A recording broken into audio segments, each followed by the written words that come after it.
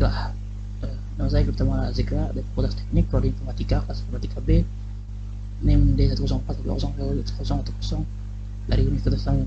Kali ini saya akan membahas tentang stakeholder. Pengertian stakeholder.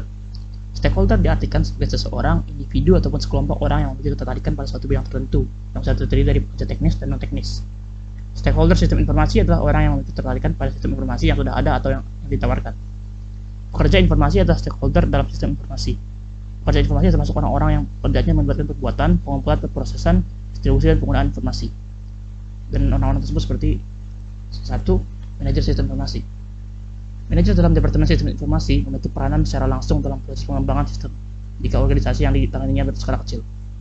Manajer sistem informasi berperan dalam mengalokasikan dan mengawasi proyek dan pengembangan sistem daripada terlibat langsung dalam proses pengembangan sistem. Yang kedua, sistem analis. Sistem analis merupakan individu kunci dalam proses pembangunan sistem. Sistem analis mempelajari masalah dan kebutuhan dari organisasi untuk menentukan bagaimana orang, data, proses komunikasi, dan teknologi informasi dapat meningkatkan pencapaian bisnis. Seorang sistem analis juga merupakan orang yang paling bertanggung jawab pada proses analisa dan perencanaan sistem informasi. Skill yang harus dikuasai oleh analis sistem adalah keahlian analisa, keahlian teknik, keahlian manajerial, dan interpersonal skills. Tugas analis sistem. 1. Mengumpulkan dan menganalisis semua dokumen, file, formulir yang menggunakan pada sistem yang telah berjalan. Yang kedua, yaitu menyusun laporan dari sistem yang telah berjalan dan evaluasi kekurangan-kekurangan pada sistem tersebut dan melaporkan semua kekurangan tersebut kepada pemakai sistem. Yang ketiga, merancang perbaikan pada sistem tersebut dan menyusun sistem baru. Yang keempat, yaitu menganalisis dan menyusun perkiraan biaya yang diperlukan untuk sistem yang baru dan memberikan argumen tentang keuntungan yang dapat diperoleh dari pemakaian sistem yang baru tersebut. Yang kelima, yaitu mengawasi semua kegiatan terutama yang berkaitan dengan sistem yang baru tersebut. Yang ketiga, pembangun sistem. Pembangun sistem adalah spesialis teknis yang membangun sistem informasi dan komponen yang didasarkan pada spesifikasi desain yang dihasilkan oleh desainer sistem. Contoh pembangun sistem itu program aplikasi, pemrograman sistem, program database, administrator jaringan, webmaster, dan software integrator. Tugas membangun sistem itu tanggung jawab terbatas pada pembuatan program komputer, pengetahuan terbatas pada teknologi komputer, sistem komputer, utilities, dan bahasa-bahasa program. Pekerjaannya bersifat teknis dan harus tepat dalam pembuatan instruksi program. Pekerjaannya tidak menyangkut hubungan dengan banyak orang, ya dengan sesama programmer dan analis sistem. Yang keempat, desainer sistem. Desainer sistem adalah spesialis teknis yang menerjemahkan persyaratan bisnis, pengguna sistem, dan batas fungsi teknis. Dia mendesain database, input, output, tampilan jaringan, dan perangkat lunak komputer yang dapat memenuhi persyaratan pengguna sistem. Desainer sistem sekarang cenderung fokus pada keahlian khusus teknis seperti 1.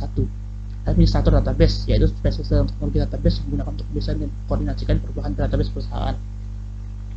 Kedua, yaitu arsitek jaringan, yaitu spesialis teknologi jaringan dan telekomunikasi yang mendesain, menginstal, mengkonfigurasi, mengoptimalkan, mendukung area jaringan lokal dan luas termasuk koneksi ke internet dan jaringan eksternal lainnya. Yang ketiga, yaitu arsitek web, yaitu spesialis yang mendesain situs web yang kompleks untuk organisasi, termasuk situs web publik untuk internet, situs web internal untuk organisasi, situs web pribadi antar bisnis. Artis grafik yaitu spesialis dalam teknologi grafis dan metode yang digunakan untuk mendesain dan membangun antarmuka yang kuat serta mudah digunakan sistem, termasuk antarmuka untuk PC, web, komputer, genggam, dan smartphone. Ahli keamanan yaitu spesialis dalam teknologi dan metode yang digunakan untuk memastikan keamanan data jaringan. 6. Spesialis teknologi yaitu ahli dalam penerapan teknologi spesifik yang akan digunakan dalam sistem. Kelima, ada pengguna sistem. Pengguna sistem adalah pelanggan yang akan menggunakan atau terpengaruh sistem informasi pada basis reguler, mengcapture, memvalidasikan, memasukkan, menangani, menyimpan, dan membuka data dan informasi. Ada banyak kelas pengguna sistem. Tiap kelas seharusnya terlibat langsung dalam proyek pengembangan sembarang sistem informasi mempengaruhi kelas-kelas tersebut. Pengguna sistem ada dua, yaitu 1. Pengguna sistem internal, sistem user, adalah proyek bisnis di mana SI dibangun untuk mereka.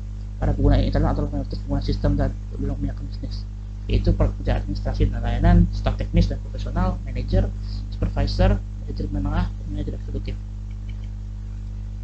Yang kedua, itu pengguna sistem eksternal, sistem user, adalah mayoritas pengguna sistem informasi modern.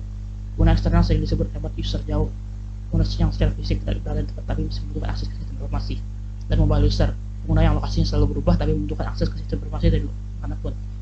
Contohnya itu pelanggan, pemasok, rekan kerja, dan karyawan. Yang ke-6 itu business manager.